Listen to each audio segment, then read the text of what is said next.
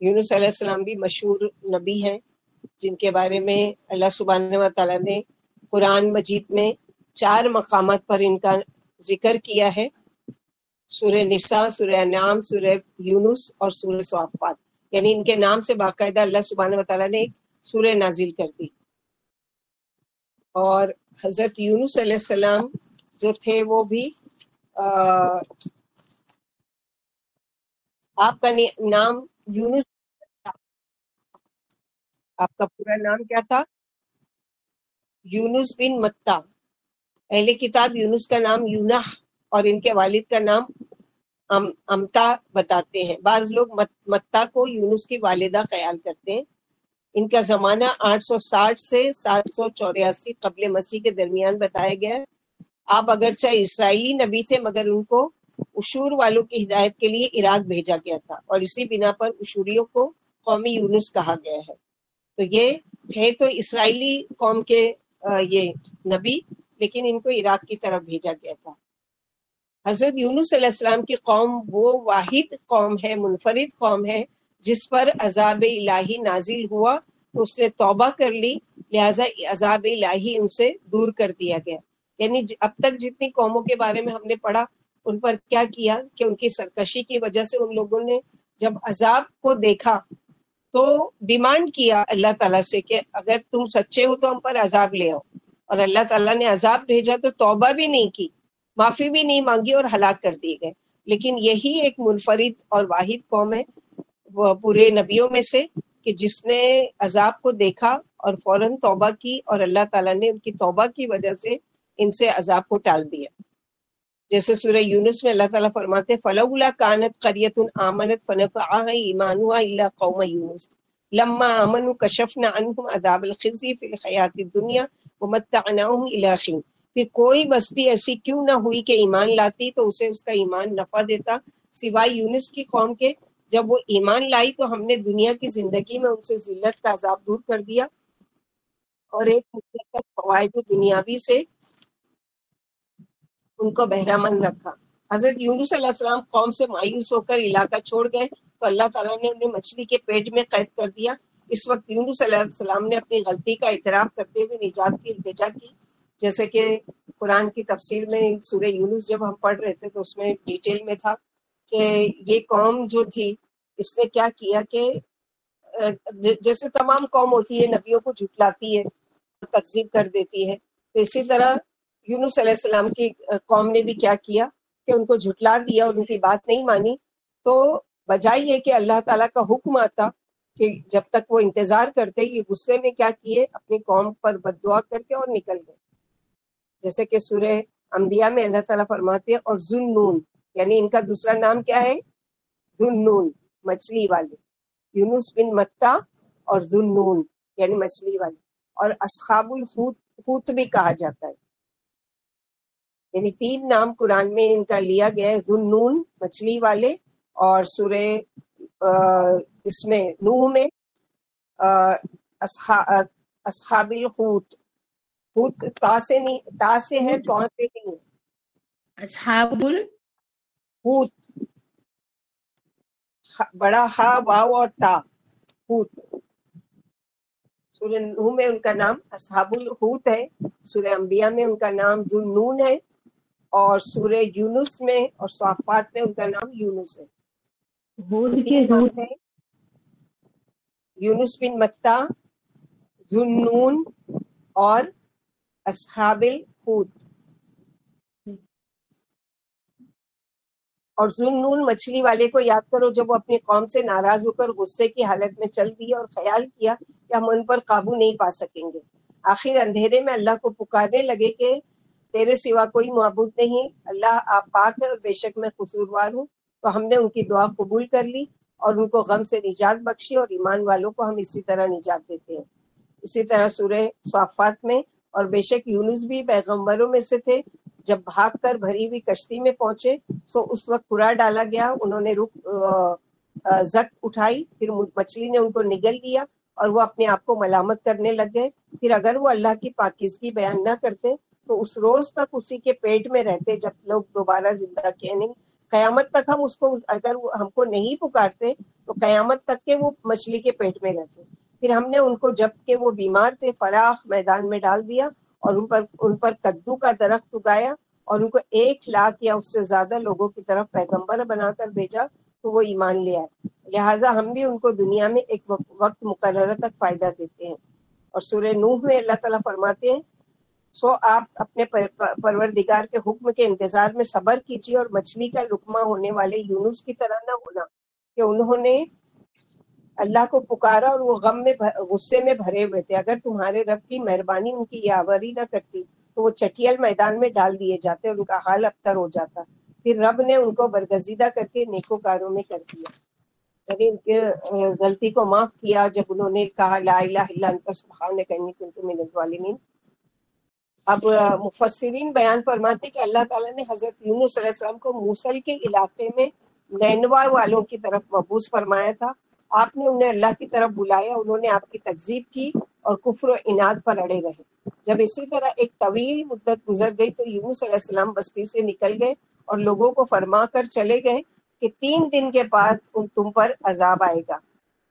متعدد صحابہ و تابعین سے منقول ہے کہ جب حضرت یونس علیہ السلام باہر تشریف لے گئے تو قوم کو یقین ہو گیا کہ اب عذاب ضرور نازل ہوگا، کیونکہ ایک نبی حالانکہ سچا نہیں مان رہے، ان کی بات نہیں مان رہے، لیکن ایک نبی کی بات کو یہ سچا جان لیا، ڈر گئے کہ اب تو ضرور ہم پر عذاب آئے گا، کیونکہ یہ نبی بد دعا کر کے گئے کہ تم 3 دن انتظار کرو، تم پر عذاب آنے والا ہے. اس وقت اللہ تعالیٰ نے ان کے دلوں میں توبہ کی طرف توجہ پیدا فرمائی.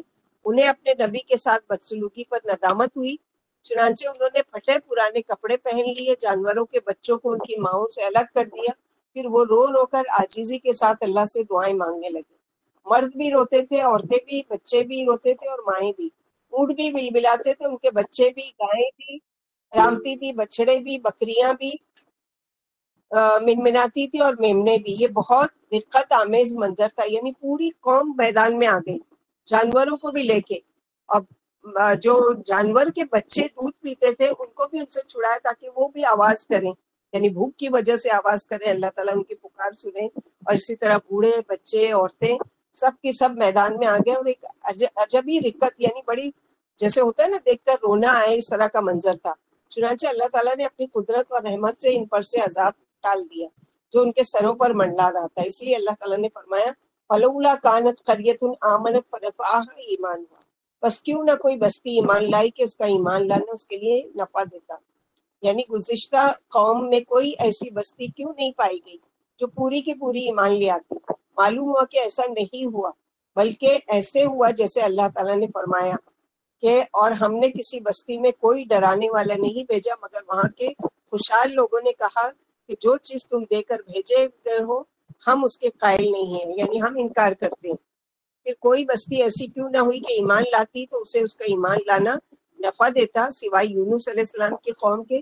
جب وہ ایمان لے آئی تو ہم نے رسوائی کے عذاب کو دنیاوی زندگی میں ان پر سے ٹال دیا اور ان کو ایک خاص وقت تک کے لیے زندگی سے فائدہ اٹھانے کا موقع دیا. یونس علیہ السلام یعنی وہ سب کے سب ایمان لے آئے.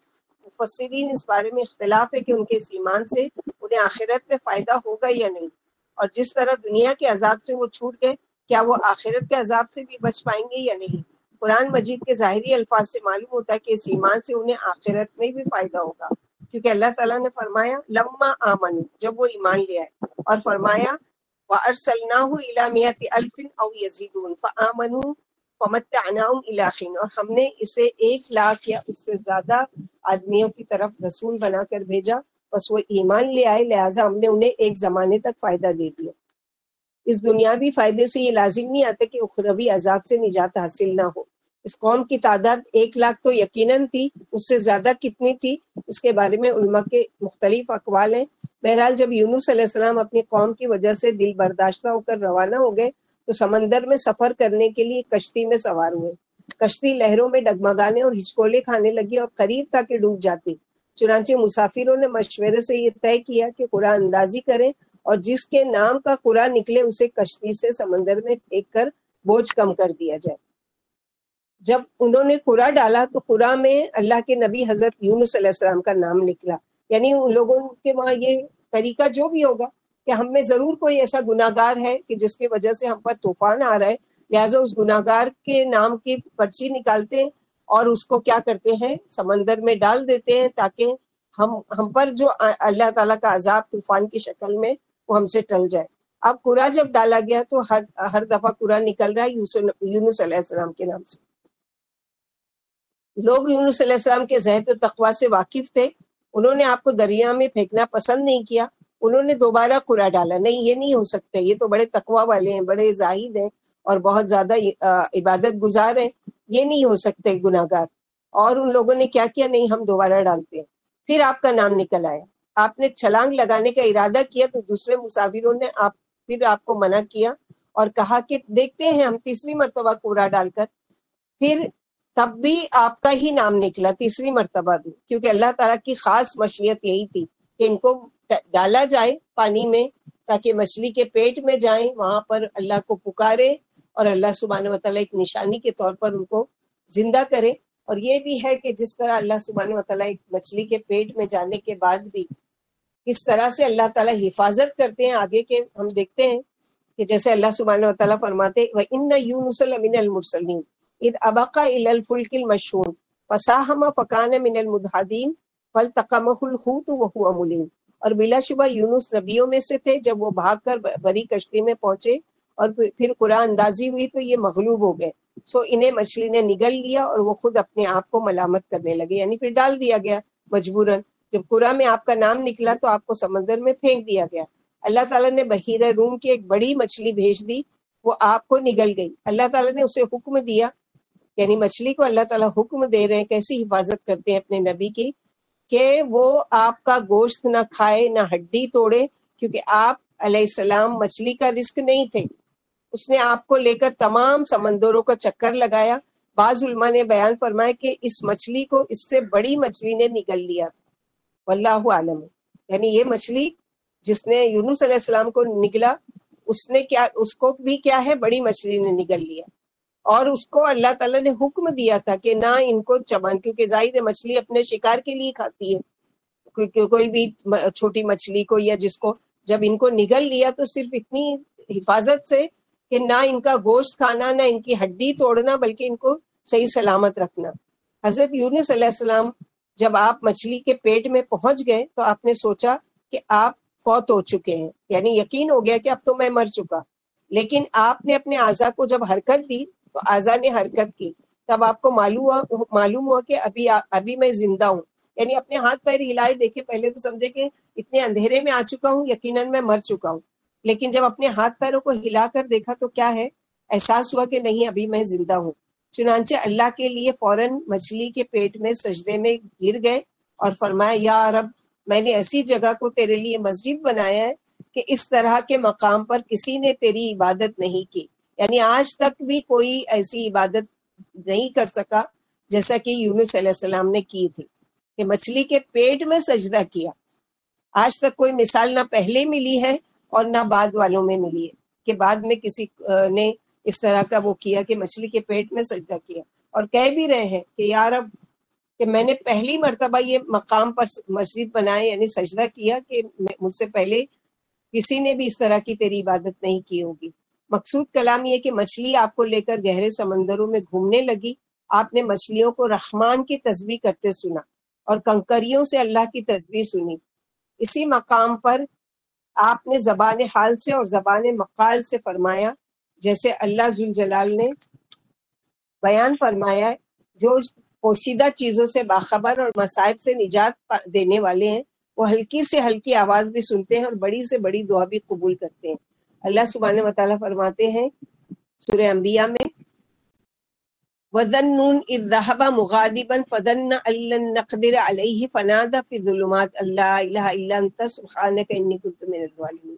اور مچھلی والے کو یاد کرو جب وہ اپنی قوم سے ناراض ہو کر غصے کی حالت میں چل دیا اور خیال کیا کہ ہم اس پر قابو نہیں پا سکیں گے، آخر اندھیرے میں اللہ کو پکارنے لگے کہ یا رب، آپ کے سوا کوئی معبود پاک نہیں ہے اور بے شک میں قصوروار ہوں۔ تو ہم نے ان کی دعا قبول کر لی اور ان کو غم سے نجات بخشی، اور ایمان والوں کو ہم اسی طرح نجات دیتے ہیں۔ فَظَنَّ أَن لَّن نَّقْدِرَ عَلَيْهِ، اس نے خیال کیا کہ ہم اس پر قابو نہیں پا سکیں گے کا مطلب یہ ہے کہ آپ نے گمان کیا کہ اللہ آپ پر تنگی اور سختی نہیں کریں گے. فنادى فی الظلمات، بالآخر وہ اندھیروں کے اندر سے پکار رہے تھے. میں اندھیروں سے یعنی اندر سے پکار اٹھا. میں اندھیروں سے مراد مچھلی کے پیٹ کا اندھیرا، سمندر کا اندھیرا اور رات کا اندھیرا، یعنی 3 اندھیروں کا ذکر کیا گیا کہ 3 اندھیروں میں ان کو رکھا.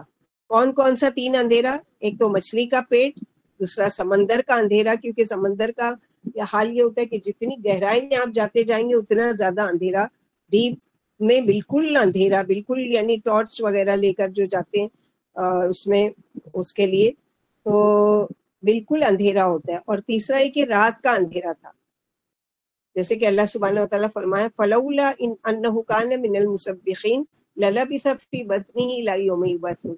پھر اگر وہ اللہ کی پاکیزگی بیان نہ کرتے تو اس روز تک اسی کے پیٹ میں رہتے جبکہ لوگوں کو دوبارہ زندہ کیا جائے گا. کا مطلب یہ ہے کہ اگر آپ وہاں اللہ کی تسبیح نہ کرتے اور اللہ کے سامنے عاجزی کرتے ہوئے توبہ نہ کرتے تو قیامت تک وہیں رہتے اور قیامت کو مچھلی کے پیٹ سے زندہ ہو کر نکلتے. دوسرا مطلب یہ بیان کیا گیا کہ اگر وہ مچھلی کے پیٹ میں جانے سے پہلے اللہ کی تسبیح کرنے والے یعنی اللہ کی اطاعت کرنے والے، نماز پڑھنے والے اور ذکر الہی کرنے والے نہ ہوتے تو نجات نہ پاتے. یعنی پہلے بھی وہ اللہ کی تسبیح کرتے تھے، جیسے کہ فرشتوں کا آگے دیکھیں گے کہ ان لوگوں نے یعنی آواز ہماری جانی پہچانی لگ رہی ہے، تو اس یعنی پہلے سے پکارنے کی عادت تھی، اسی لیے وہاں پر بھی اللہ سبحانہ وتعالیٰ کو پکارا مچھلی کے پیٹ میں. اس کی تائید حضرت عبداللہ بن عباس سے مروی حدیث سے بھی ہوتی ہے کہ رسول اللہ صلی اللہ علیہ وسلم نے فرمایا اے لڑکے میں تجھے کچھ باتیں سکھاتا ہوں، اللہ کا خیال رکھ، اسے یاد رکھ، اس کے احکام کا خیال رکھ، اللہ تیرا خیال رکھیں گے. کس کو نصیحت کر رہے ہیں؟ اللہ کے رسول صلی اللہ علیہ وسلم عبداللہ بن عباس اپنے چچا زاد بھائی کو. یا غلام، اے لڑکے میں تجھے کچھ باتیں سکھاتا ہوں، اللہ کا خیال رکھ، اسے یاد رکھ، اس کے احکام کا خیال رکھ، اللہ تعالیٰ تیرا خیال رکھیں گے. اللہ کا خیال رکھ، اسے اپنے سامنے پائے گا، راحت کے وقت اللہ کے ہاں مصروف ہو یعنی اس سے تعلق جوڑ کر رکھو، وہ مشکل کے وقت تجھے پہچانیں گے جس طرح یونس علیہ السلام کو پہچانا. امام ابن جریر نے تفسیر میں حضرت ابو ہریرہ کی روایت سے حدیث بیان کی ہے کہ رسول اللہ صلی اللہ علیہ وسلم نے فرمایا جب اللہ تعالیٰ نے یونس علیہ السلام کو مچھلی کے پیٹ میں قید کرنے کا ارادہ فرمایا تو اللہ نے مچھلی کو وحی کی اسے لے لو لیکن اس کا گوشت زخمی نہ کرنا اور ہڈی نہ توڑنا. مچھلی نے یونس علیہ السلام کو اٹھا کر سمندروں کا چکر لگایا. یونس علیہ السلام نے سمجھا کہ وہ فوت ہو گئے، پھر اپنا سر ہلایا تو محسوس کیا کہ وہ زندہ ہے. پھر انہوں نے رب سے دعا کی، اللہ نے دعا قبول فرمائی اور جب مچھلی سمندر کی تہہ تک پہنچ گئی تو یونس علیہ السلام کو ایک آواز سنائی دی. آپ نے دل میں کہا یہ کیا ہے؟ اللہ تعالیٰ نے آپ کی طرف وحی کی، یہ سمندر کے جانوروں کی تسبیح کرنے کی آواز ہے. مچھلی کو حکم دیا تو اس نے آپ کو ساحل پر لا ڈالا اور جیسے اللہ تعالیٰ نے فرمایا وہو سقیم، اس وقت وہ بیمار تھے. اور کون سے نبی نے یہ لفظ استعمال کیا تھا؟ انی سقیم.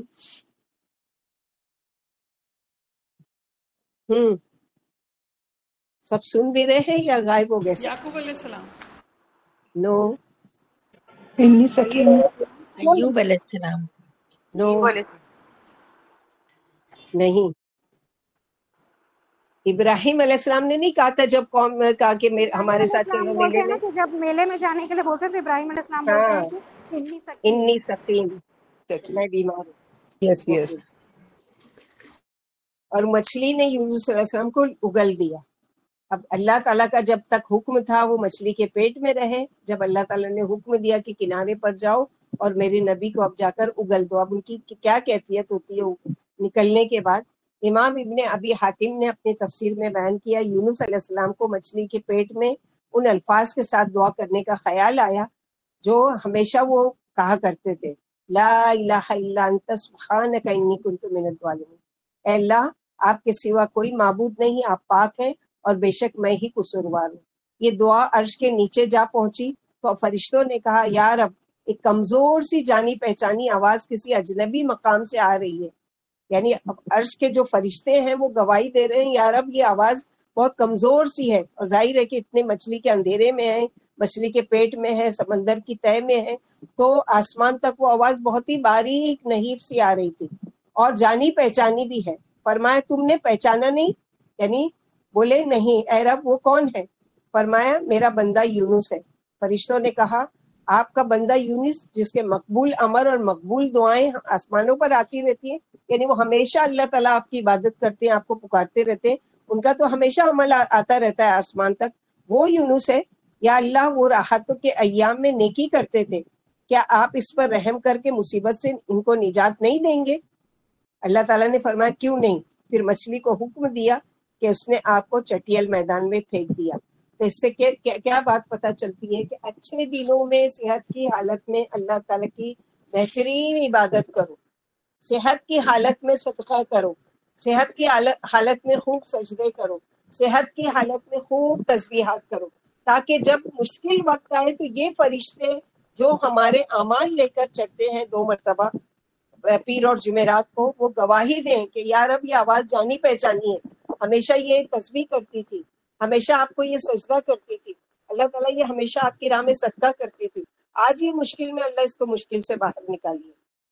ایک چیز یہ پتہ چلی، دوسری یہ ہے کہ لا الہ الا انت سبحانک انی کنت من الظالمین، یہ ہمیشہ تو پڑھا کرتے تھے یونس علیہ السلام، لیکن مچھلی کے پیٹ میں صرف ایک مرتبہ انہوں نے یہ تسبیح پڑھی اور اللہ تعالیٰ کی عرش تک وہ آواز گئی اور فرشتوں نے اس کی گواہی دی۔ اس سے کیا پتہ چلتا ہے کہ اللہ کے نبی صلی اللہ علیہ وسلم نے فرمایا جب کسی پر کوئی بھی مشکل، کوئی بھی تنگی، کوئی بھی پریشانی آ جائے تو وہ کثرت سے یہ دعا پڑھیں۔ تو جس طرح یونس علیہ السلام کو مچھلی کے پیٹ سے نجات دیتی ظاہر رہی، ان کے لیے بڑا ہم اور غم تھا کہ پتہ نہیں میں زندہ بھی رہتا ہوں کہ میں یہیں فوت ہو جاؤں گا اور یہی مچھلی میری قبر بنے گی، یہ ساری فکر ہوگی ان کو۔ اللہ تعالیٰ نے اس ہم اور غم سے نجات دی۔ اسی طرح اللہ سبحانہ و تعالیٰ ہم کو بھی ہماری ہم اور غم اور پریشانی سے نجات دلا سکتے ہیں، لیکن ہمارے موجود بنا دیا گیا ہے ایک یعنی رواج کہ 1.25 جب کوئی قوم پر مصیبت آئے یا کوئی ہمارے اوپر کوئی تکلیف آئے یا ہم پر کوئی مصیبت آئے تو لوگوں کو جمع کرنا اور کھجور کے دانے اور گٹھلی کے اوپر 1.25 مرتبہ ختم کرنا، یہ کہیں بھی یعنی کوئی بھی ایک حدیث سے یا یونس علیہ السلام کے کسی بھی طریقے سے ثابت نہیں ہے، سوائے کہ یہ ایک بدعت ہے اور ہر بدعت گمراہی ہے اور ہر گمراہی کا انجام جہنم ہے۔ تو سوچ لو کہ سارے ہی لوگوں کو ہم گناہگار بنا رہے ہیں۔ جس نے اس چیز کو ارینج کیا، جس نے اپنے مقصد کے لیے ان لوگوں کو جمع کیا، کوئی وضو سے ہے، کوئی باوضو ہے، کوئی نہیں ہے، اب وہ پڑھتے پڑھتے صبح سے شام ہو گئی، نماز کے کئی اوقات گئے، آپ نے ان کو یہ بھی نہیں یاد دلایا کہ چلو اچھا بند کرو، چلو نماز پڑھتے ہیں، وہ بھی نہیں۔ نہیں، یہ کیسے بھی 1.25 مرتبہ ختم ہونا چاہیے، اور پھر دعوت کی جاتی ہے اس کے لیے، اور پھر جو دعوت کھانے کے مقصد سے اگر وہ پڑھیں اور وہ کریں تو اس کا کہاں سے اثر ہوگا؟ تو یہ ساری چیزیں خرافات ہیں۔ اگر ہم اب تک کرتے آئے تو اللہ تعالیٰ سے توبہ کریں، معافی مانگیں کہ اللہ تعالیٰ جانے انجانے میں ہم سے جو بھی خطا ہوئی، جو بھی گناہ ہوئے معاف کر دے اللہ تعالیٰ، اور آئندہ کوئی کو دیکھے بھی تو کم از کم، کیونکہ آپ کو دعوت بھی دی جاتی ہوگی، آؤ ہمارے وہاں 1.25 کا ختم ہوگا، تو آپ بتائیے یہ کیا چیز ہے اور اس کی کیا دلیل ہے اور کہاں سے لے کر آئیں یہ؟ نیت کر کے وہ چیز کو پڑھ سکتے کیا؟ وہی ہاں، پوچھنا تھا۔ نیت آپ کو کرنے کی بھی ضرورت نہیں، آپ کے دل میں ہی جو بات ہاں آئی نا کہ میرے پر یہ مشکل آئی ہے اس کے لیے میں یہ پڑھ رہی ہوں، تو وہ ہاں نیت آپ کے دل میں کرنے کی ضرورت نہیں، وہ تو خود بخود ہو گیا ہاں صحیح ہے بات نا؟ ہے۔ لیکن اس کی جزاک اللہ۔ گنتی نہیں ہے کہ میں 1000 کی تصویر لے کے بیٹھوں یا 1,00,000 کی تصویر لے کے بیٹھوں یا اتنا ہی میں ختم کروں گی، نہیں، کثرت سے آپ 1,00,000 سے زیادہ بھی پڑھ سکتے ہیں، کوئی مطلب نہیں ہے، لیکن ایک فکس کر دینا 1.25 مرتبہ اور لوگوں کو جمع کرنا، یہ اصل بدعت ہے، اور یہ بدعت گمراہی ہے جو اللہ کے نبی صلی اللہ علیہ وسلم سے ثابت نہیں۔ آپ پڑھنا ہے کہ جتنی کوئی مشکل تکلیف پریشانی ہے آپ بغیر گنتی کے جتنا چاہے اتنا پڑھیں اور جتنی بار چاہے اللہ، کیونکہ اس میں کتنا ہے، سب سے پہلے اللہ تعالیٰ کی توحید کا اقرار کر رہے ہیں، پھر اللہ کی پاکی بیان کرتے ہیں اور اپنے گناہوں کا اقرار، انی کنت من الظالمین، بے شک ہم ہی ظالم ہیں، ہم ہی گناہ گار ہیں، اللہ تعالیٰ ہمارے گناہوں کو بخش دیجیے اور آپ ہی بخشنے والے اور آپ ہی پاک ہو، یہ ساری۔ تو یہاں پر یہی ہے، تو ان کو ایک مرتبہ پکارا اور اللہ تعالیٰ نے کیا کیا، حکم دیا مچھلی کو کہ وہ جا کے چٹیل میدان میں پھینک دے۔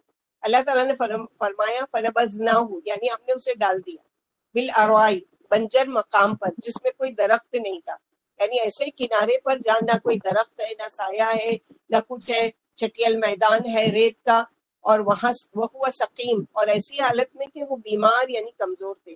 ابن عباس فرماتے ہیں وہ ایسے ہو گئے تھے مچھلی کے پیٹ میں، کتنے دن رہے یہ تو نہیں لکھا ہے، لیکن بتائے کہ جتنے بھی دن رہے وہ ایسے ہو گئے تھے۔ ظاہر ہے مچھلی کا پیٹ تو ایسے کہ کوئی چیز ہضم کرنے کے لیے جب وہ اس کے اندر اللہ تعالیٰ نے کوالٹی رکھی ہے نا، کہ جیسے ہمارے پیٹ میں کھانا جاتا ہے، کھانا کیا ہوتا ہے؟ کھانا اسی شکل میں موجود نہیں ہوتا ہے، بلکہ کھانا کیا ہوتا ہے کہ اسٹمک میں جا کے وہ ہضم ہونے کی شکل میں اس کو پاؤڈر بن جاتا ہے، پیس جاتا ہے اور لیکوڈ بن جاتا ہے، اس طرح کا۔ تو ان کا بھی یہ حال ہوا کہ اللہ تعالیٰ نے حکم دیا مچھلی کو کہ نہ ان کا گوشت کھانا اور نہ ان کی ہڈی توڑنا، لیکن جو وہاں سسٹم ہے اس کے لیے تو اللہ تعالیٰ نہیں روک رہے ہیں نا کہ نہیں یہ وہاں ویسے ہی رہیں گے جیسے تھے اور ویسے ہی نکلیں گے، نہیں، وہ گلنے کی وجہ سے وہ ایسے ہو گئے۔ ابن عباس فرماتے جیسے بچہ کیسے پیدا ہوتا ہے دنیا میں، بالکل اس کی ہڈی نرم نرم ہوتی ہے اور اس کی جو اسکن ہوتی ہے وہ یعنی چھل رہی ہوتی، نکل رہی ہوتی، اس طرح کا حال تھا۔ شجرتم وانبتنا علیہ شجرتم من یقطین، ہم نے اس پر ایک بیل دار درخت اگا دیا۔ متعدد صحابہ کا تابعین کا بیان کرتے ہیں کہ یہ کدو کے بیل تھے، یعنی کدو کے بیل میں اللہ تعالیٰ نے وہ رکھی ہے۔ یہ کیا صفت ہے، کیا وجہ تھی کدو کی بیل اگانے کی؟ تو اس کی کئی حکمتیں اللہ تعالیٰ بتاتے ہیں۔ علماء کرام فرماتے ہیں کدو اگانے میں بہت سی حکمتیں تھیں۔ اس کے پتے انتہائی ملائم، تعداد میں زیادہ اور سایہ مہیا کرنے والے ہوتے ہیں۔ یعنی کدو کے بیل میں کیا ہوتا ہے، نرم ہوتا ہے، ظاہر ہے کڑک اور ویسے ہوتے تو ان کو چپتے، کیونکہ ایک بچے کی طرح ان کی اسکن ہو گئی ہے۔ دوسرے یہ ہے کہ گھنا ہوتا ہے اور بڑے بڑے ہوتے ہیں کہ جس میں سایہ، اب وہاں پر تو کوئی وہ چھت اور وہ تو ہے ہی نہیں، کھلی زمین پر ڈال دیے گئے، اب یہ اس کے ذریعے سے سایہ ہوا ان کا، یعنی وہ سائے میں اللہ تعالیٰ نے ان کے اوپر ایسے ہی کدو کا درخت کی بیل اگا دی۔ اب یہ اللہ سبحانہ و تعالیٰ کا کام ہے۔ ہمارا کام کیا ہے کہ ہم کدو میں سے بیج نکالیں گے، اس کو زمین کھودیں گے، ڈالیں گے، پھر پتہ نہیں کتنے مہینوں کے بعد وہ جا کے پودا نکلے گا، مہینوں کے بعد وہ بیل بنیں گے۔ اللہ تعالیٰ نے ان کو نکالا اور ساتھ میں کدو کے بیل بھی اگا دی۔ تو یہ ان اللہ علی کل شیء قدیر، اللہ تعالیٰ ہر چیز پر قادر ہے۔ دوسرا مقصد کیا تھا کہ کدو کی بیل کے مکھی اس کے قریب نہیں آتی۔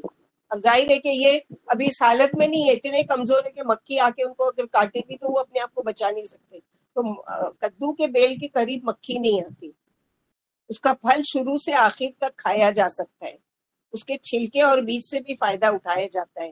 یہ دماغ کو قوت دیتا ہے اور بہت سے فوائد کا حامل ہے۔ اللہ تعالیٰ کے حکم سے ایک جنگلی ہرنی صبح شام آ کر آپ کو دودھ پلاتی تھی، یہ آپ پر اللہ کی رحمت اور اس کا احسان تھا۔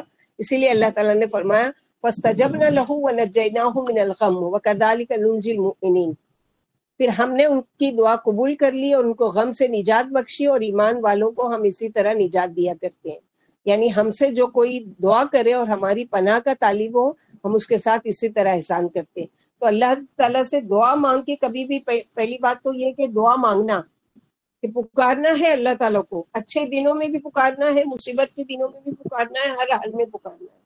دوسرے یہ کہ پکار کر کبھی بھی مایوس نہیں ہونا ہے کہ اللہ تعالیٰ سے مانگا پتہ نہیں قبول ہوئی، نہیں، یقیناً قبول ہوئی۔ ان کی دعا اچھی حالت میں فرشتے گواہی دے رہے ہیں کہ ہماری سنی ہوئی آواز ہے کہ ہمیشہ یہ ان کے اعمال آسمان پر چڑھتے تھے اور ان کی دعا قبول کی اور ان کے حق میں گواہی دی۔ تو ایک چیز تو یہ پتہ چلی۔ دوسری یہ ہے کہ اللہ سبحانہ و تعالیٰ کبھی بھی یعنی اپنی حکمت کے مطابق دعا قبول بھی کرتے ہیں اور مشکلوں سے نجات بھی دیتے ہیں اپنے اس کے حساب سے۔ اب کدو کے بیل اگانے کا کیا مقصد ہے؟ وہ کھائیں اس کو ایک فروٹ کی طرح، حالانکہ کچا بھی کھایا جا سکتا ہے، ایسا کوئی وہ نہیں ہے، ملائم ہوتا ہے، نرم ہوتا ہے، کھایا بھی جا سکتا ہے۔ اب ظاہر ہے کہ وہاں چولہا اور وہ سب تو نہیں ہے کیونکہ پکا کے دے گا، ایسے ہی کھایا ہوگا انہوں نے کہ اس سے قوت اور طاقت آئے گی۔ اور اللہ کے نبی صلی اللہ علیہ وسلم کو بہت زیادہ پسند تھی کدو، یعنی آپ کی روایت میں آتا ہے کہ آپ سالن میں سے ڈھونڈ ڈھونڈ کر کدو کھایا کرتے تھے۔ بہت سے لوگوں کا یہ دیکھا گیا کہ جب سنا کہ اللہ کے نبی صلی اللہ علیہ وسلم پسند کرتے تھے تو جو نہیں کھاتے تھے ان لوگوں نے بھی کھانا شروع کیا کہ اچھا اللہ کے رسول کو پسند تھا تو ہم بھی کھائیں گے. تو اس میں بہت زیادہ قوت اور طاقت ہوتی ہے اور کھانا چاہیے, یہ بہت زیادہ فائدے مند چیز ہے. حضرت سعد بن وقاص سے روایت ہے کہ انہوں نے فرمایا دودھیا ہی نا, کدو یعنی دودھیا ہی نا. دودھیا, ہاں دودھیا وہی لوکی کہتے ہیں جس کو دودھیا کہتے ہیں, جس کو کدو کہتے ہیں, سیم ہے وہی ہے. الگ الگ شیپ میں ہوتی ہے, لمبی بھی ہوتی ہے, گول بھی ہوتی ہے, تو وہی چیز ایک ہے.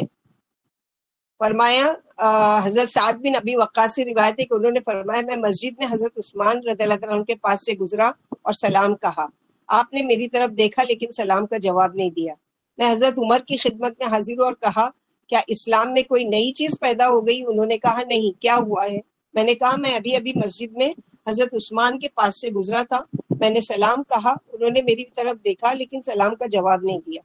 حضرت عمر رضی اللہ عنہ نے حضرت عثمان کو بلا کر فرمایا آپ نے اپنے بھائی کو سلام کا جواب کیوں نہیں دیا؟ انہوں نے کہا میں نے تو ایسا نہیں کیا. حضرت سعد نے فرمایا کیا ہے. انہوں نے قسم کھا لی کہ ایسا نہیں ہوا, یعنی انہوں نے قسم بھی کھا لی کہ ایسا ہوا نہیں ہے کہ انہوں نے سلام کیا یعنی اور میں نے سنا اور جواب نہیں دیا, ایسا نہیں ہوا. پھر حضرت عثمان کو کچھ یاد آیا اور فرمایا اللہ مجھے معاف کرے, آپ میرے پاس سے گزرے تھے تو میں رسول اللہ صلی اللہ علیہ وسلم کا ایک فرمان دل میں دوہرا رہا تھا. مجھے جب بھی وہ فرمان یاد آتا ہے میرے دل اور آنکھوں پر پردہ آ جاتا ہے. حضرت سعد نے فرمایا میں آپ کو اس کے بارے میں بتاتا ہوں کہ رسول اللہ صلی اللہ علیہ وسلم نے ہمیں پہلی بار دعا کے بارے میں بیان فرمانا شروع کیا, پھر ایک بدو آ گیا اور آپ اس کی طرف متوجہ ہو گئے, حتیٰ کہ رسول اللہ صلی اللہ علیہ وسلم اس سے بات مکمل کر کے اٹھ کھڑے ہوئے اور گھر کی طرف چل دیے. میں بھی آپ کے پیچھے پیچھے روانہ ہوا, حتیٰ کہ جب مجھے محسوس ہوا کہ اب آپ میری طرف متوجہ ہوئے بغیر گھر میں داخل ہو جائیں گے تو میں نے زمین پر پاؤں مارا اور قدموں کی آواز پیدا کی. یعنی آپ صلی اللہ علیہ وسلم نے مجھے نہیں دیکھا, میں ساتھ تھا, میری طرف متوجہ اور فرمایا کون ہے؟ ابو اسحاق ہو؟ میں نے کہا جی ہاں. اللہ کے رسول صلی اللہ علیہ وسلم فرمایا کیا بات ہے؟ میں نے کہا قسم ہے اللہ کی اور تو کوئی بات نہیں, لیکن آپ نے ایک دعا کا ذکر کیا تھا. پھر وہ بدو آ گیا اور آپ اس کے ساتھ بات کرنے میں مشغول ہو گئے. آپ نے فرمایا ہاں وہ ذوالنون یعنی یونس علیہ السلام کی دعا ہے جو آپ نے مچھلی کے پیٹ میں مانگی تھی. لا الہ الا انت سبحانک انی کنت من الظالمین, اے اللہ آپ کے سوا کوئی معبود نہیں, آپ پاک ہیں, بے شک میں قصوروار ہوں. جو مسلمان کسی بھی معاملے میں اپنے رب سے ان الفاظ کے ساتھ دعا کرتا ہے اللہ اس کی دعا قبول فرماتے ہیں, یعنی ضرور اس کی دعا قبول ہوتی ہے. تو بہت ساری چیزیں اللہ کے اسماء الحسنی کو وسیلہ بنا کر دعا کرنا اور ان چیزوں کو کہ جس کے ذریعے سے دعا قبول ہوتی ہے, وہ ساری چیزیں اگر ہم پڑھیں تو یہ تو اتنی کامن دعا ہے کہ الحمدللہ سبھی کو یاد ہوگی. تو اپنی دعاؤں میں جب مشکل کے وقت پکارنا ہو اللہ تعالیٰ کو, تو اس دعاؤں کو کثرت سے وہ کر کے اور اللہ تعالیٰ کو اس کو وسیلہ بنا کر کے اللہ تعالیٰ جس طرح آپ نے ایک مرتبہ پکارنے پر یونس علیہ السلام کو مچھلی کے پیٹ سے نجات دلا دی, وہ بھی ایک اندھیرے میں تھے. اللہ تعالیٰ آج میں غم, پریشانی, مشکل, بیماری کے غم اور اندھیرے میں ہوں, اللہ تعالیٰ آپ مجھے بھی نجات دیجیے. یونس علیہ السلام تو اس وقت موجود نہیں ہے, لیکن اللہ سبحانہ و تعالیٰ جو ان کی پکار بھی سننے پر قادر تھے, آج میری پکار بھی سننے پر قادر ہے. اللہ تعالیٰ میں اس رب کو پکار رہی ہوں, اللہ تعالیٰ مجھے اس غم اور غم سے نجات دلا دیجیے. تو دیکھو کیسے نہیں ہے, اللہ تعالیٰ دل میں سکون بھی ڈالیں گے اور انشاءاللہ باذن اللہ اللہ تعالیٰ کے نبی صلی اللہ علیہ وسلم نے کہا کہ ضرور یہ اللہ تعالیٰ ان کی دعا قبول کرتے ہیں. حضرت یونس علیہ السلام کے بہت سارے فضائل وہ ہیں مرتبے. اللہ تعالیٰ نے فرمایا وَإِنَّ يُونُسَ لَمِنَ الْمُرْسَلِينَ, بلا شبہ یونس نبیوں میں سے تھے. اللہ تعالیٰ نے سورہ نساء اور سورہ انعام میں انبیاء کرام کے ساتھ آپ کا ذکر فرمایا. رسول اللہ صلی اللہ علیہ وسلم نے فرمایا کہ کسی بندے کو یہ نہیں کہنا چاہیے کہ یونس بن متیٰ سے بہتر ہوں, یعنی کوئی یہ نہیں کہے کہ میں یعنی محمد صلی اللہ علیہ وسلم یونس بن متیٰ سے بہتر ہوں. حضرت ابو ہریرہ رضی اللہ عنہ سے ایک مسلمان کا ایک یہودی کو تھپڑ مارنے کا واقعہ مروی ہے. یہودی نے کہا قسم ہے اس ذات کی جس نے موسیٰ علیہ السلام کو جہان والوں پر فضیلت دی. مسلمان کو غصہ آیا کہ یہودی اشارتاً حضرت موسیٰ کو حضرت محمد صلی اللہ علیہ وسلم سے افضل قرار دے رہا ہے. صحیح بخاری کی روایت میں اس حدیث کے آخری میں الفاظ ہیں میں نہیں کہتا کہ کوئی شخص یونس بن متیٰ سے افضل ہے. اس روایت سے مذکورہ بالا حدیث کسی بندے کو یہ نہیں کہنا چاہیے کہ میں یونس بن متیٰ سے بہتر ہوں, کہ مفہوم کے بارے میں قول کی تائید ہوتی ہے. یعنی کسی کو نہیں چاہیے کہ اپنے آپ کو یونس علیہ السلام سے بہتر خیال کرے. یعنی اللہ تعالیٰ نے ان کو جو فضیلت دی تو اپنے آپ کو کوئی نبی یہ نہیں کہہ سکتا کہ میں یونس بن متا سے بہتر ہوں. اور دوسرے قول کے مطابق حدیث کا مطلب یہ ہے کہ کسی کو نہیں چاہیے کہ مجھے یونس بن متا سے افضل قرار دے. جیسے کہ ایک حدیث میں آئے مجھے نبیوں پر فضیلت نہ دو نہ یونس بن متا پر فضیلت دو. آپ کا یہ ارشاد کسر نفسی اور تواضع کے طور پر ہے. اللہ تعالیٰ کی طرف سے درود و سلام نازل ہو نبی کریم صلی اللہ علیہ وسلم کی ذات اقدس پر اور اللہ کے تمام انبیاء کرام اور رسولوں پر. تو سب کی سب برگزیدہ تھے, سب کی سب اللہ کے چہیتے تھے, سب کے سب اللہ تعالیٰ کے پسندیدہ تھے, لیکن پھر بھی یہ نہیں کہتے, حالانکہ آپ امام الانبیاء ہیں رسول اللہ صلی اللہ علیہ وسلم, لیکن پھر بھی کہتے ہیں کہ مجھے موسیٰ علیہ السلام پر فضیلت مت دو, مجھے یونس بن متا پر فضیلت مت دو. یعنی وہ ہم سے افضل تھے. اور یہ ایک وہ آنر کی بات ہوتی ہے کہ اگر کسی کو عزت افزائی بخشی جائے تو نہیں, آپ ہم سے بہتر ہیں, آپ ہم سے اچھے ہیں, آپ ہم سے زیادہ زہد و تقویٰ میں, اس طرح کی وہ کرنا, تو اس میں اپنی عزت کم نہیں ہوتی, بلکہ اس میں بھی اللہ تعالیٰ کی طرف سے عزت بڑھتی ہے کہ دیکھو یہ اپنے آپ کو کچھ نہیں ہم کو عزت دے رہے ہیں. تو یہ ایک چیز انبیاءوں کے طریقے سے ملتی ہے الحمدللہ.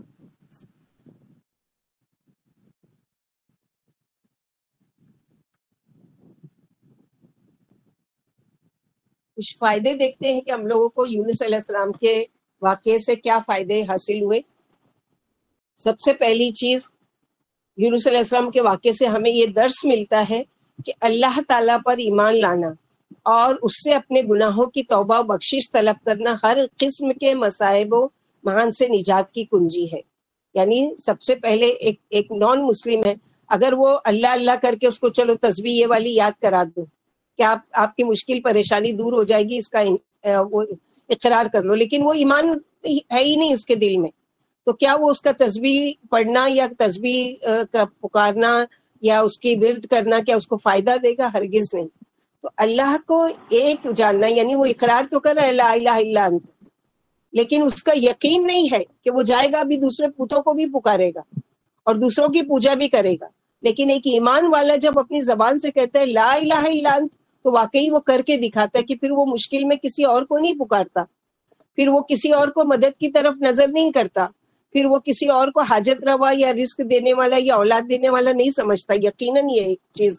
تو اس پر ایمان لانا اور اپنے گناہوں کی توبہ کی بخشش, یہ دو چیزیں. اللہ کا اقرار کہ اللہ ایک ہے, وہی مجھے اس مشکل سے نکالیں گے, اور بے شک میں گناہ گار ہوں, چاہے کہ کتنے بھی اپنے آپ کو تقویٰ والا سمجھے کچھ بھی, لیکن ہر انسان گناہ گار ہے, ہر ایک سے کوئی نہ کوئی خطا غلطی ہوتی ہے.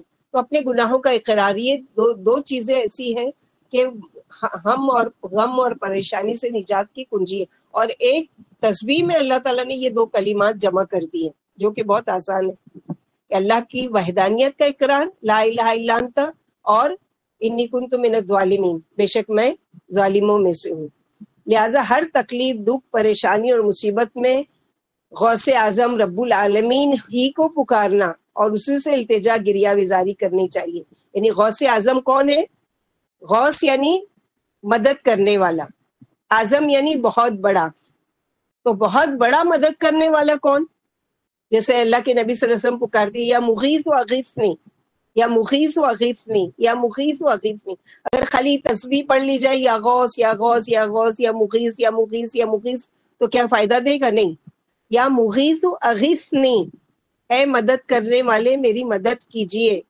اور آج کے دور میں غوث اعظم کس کو سمجھا جاتا ہے, اور کس کے نام کے کل جلوس نکلے کہ بے حساب روڈوں پر, اور یہ وہ ایک طرف قوم ایک ہے کہ جو ہلاک ہو رہی ہے, اس کا درد دل میں ہونا چاہیے, اس کے لیے تڑپ ہونا چاہیے, اور اس کے لیے یہ مال کو لگانا چاہیے, ان کی مدد کے لیے بھیجنا چاہیے, نہ کہ یہ کہ غوث اعظم کسی اور کو سمجھ کر ان کے لیے جلوس نکالا گیا اور ان کے لیے یہ ساری چیزیں. کل کو قیامت کے دن تو یہاں اس مرتبہ تو زیادہ ڈبل سوال ہوگا. اس وقت جب تمہاری ایک قوم تباہی کے دہانے پر تھی اور ہلاک کی جا رہی تھی, ان کو ایک ایک قطرہ پانی کی ضرورت تھی, اس وقت تم یہاں پر روپے پیسے برسا رہے تھے اس میں بدعت میں, تو ڈبل پکڑ ہوگی. اللہ تعالیٰ ہم سب کو حفاظت کرے, ہم سب کو محفوظ رکھے. تو غوث اعظم کون ہے؟ اللہ سبحانہ و تعالیٰ کی ذات. حضرت یونس علیہ السلام اہل عراق کے ایمان سے مایوس ہو کر انہیں عذاب الہی کی دھمکی دے کر علاقے سے نکلے تو اللہ تعالیٰ کی اجازت نہ ہونے کی وجہ سے مشکل کا شکار ہو گئے۔ اس میں کیا پتہ چلا کہ اللہ تعالیٰ کے فیصلے کا انتظار کرنا چاہیے اور اللہ سبحانہ و تعالیٰ سے دعا کرنا چاہیے۔ اور دوسری چیز اس میں یہ پتہ چلی کہ اللہ تعالیٰ نے آپ کو بلا اجازت علاقہ دعوت چھوڑنے پر مچھلی کے پیٹ میں قید کر دیا، یعنی ایک نبی کو بھی آزمائش ڈالی جا سکتی ہے، تو عام انسان کے لیے کیا مشکل ہے کہ اللہ تعالیٰ آزمائیں گے نہیں؟ جب انبیاؤں پر مشکلیں آئی، آزمائش آئی، ان کی غلطیوں پر ان کی پکڑ کی گئی، جیسے آدم علیہ السلام سے بھول ہوئی تو جنت سے نکالا گیا، اسی طرح یونس علیہ السلام بغیر اللہ کی اجازت کے نکلے تو مچھلی کے پیٹ میں قید کر دیے گئے۔ اس وقت جب کہ آپ مچھلی کے پیٹ کے اندھیرے سمندر کی تہہ اور رات کی تاریکی میں مبتلا مصیبت تھے، آپ نے اپنے رب کو جن الفاظ سے پکارا، ادھر آپ نے اپنی غلطی کا اعتراف کر کے اپنے رب کو مدد کے لیے پکارا، ادھر ارحم الراحمین نے اپنے بندے کی گریہ گزاری کی قبول فرما کر نجات کا بندوبست کر دیا۔ دوسری طرف قوم نے عذاب الہی کو حسب وعدہ آتے دیکھا تو ساری قوم بچوں، عورتوں، ضعیفوں اور مویشیوں سمیت کھلے میدان میں جمع ہو گئی۔ سب نے مل کر اپنے گناہوں کی رو رو کر معافی مانگی، خوب گریہ وزاری کی اور اپنے رب سے نہایت عاجز و انکساری کا اظہار کیا۔